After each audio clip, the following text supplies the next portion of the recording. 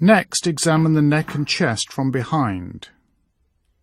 Please could you sit forward for me and swing your legs over the edge of the bed. Could you look straight ahead? I'm going to examine your neck. Examine for cervical lymphadenopathy. Systematically work your way through the lymph node groups. Start anteriorly with the submental and submandibular, and then the upper, middle and lower cervical nodes.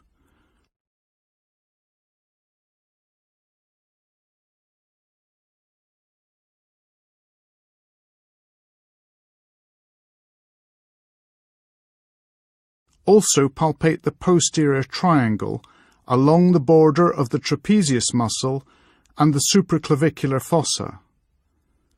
The post-auricular nodes are felt behind the ear and the scalene nodes are above the first rib. Please could you tilt your head to the right?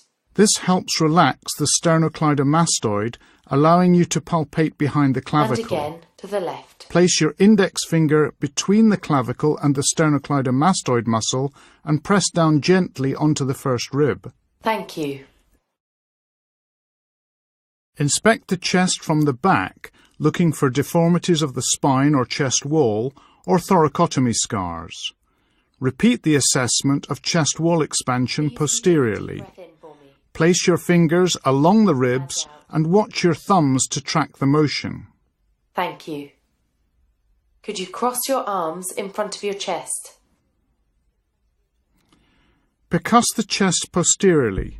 For the superior part of the posterior chest wall, ask the patient to fold their arms, abducting the scapulae. Do not percuss near the midline, as a dull note is produced from the solid thoracic spine and paravertebral muscles. Map out any abnormal areas by percussing from resonant to dull. A pneumothorax will produce a hyperresonant note. Percussion over a solid organ or consolidated lung produces a dull note. Fluid, such as a pleural effusion, produces a very dull note described as stony dull. Basal dullness due to elevation of the diaphragm is easily confused with pleural fluid.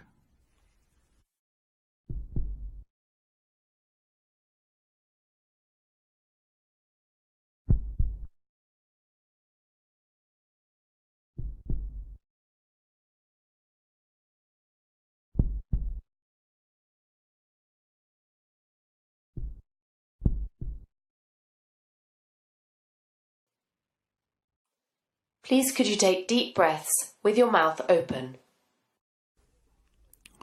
Repeat auscultation on the back. Again, compare left with right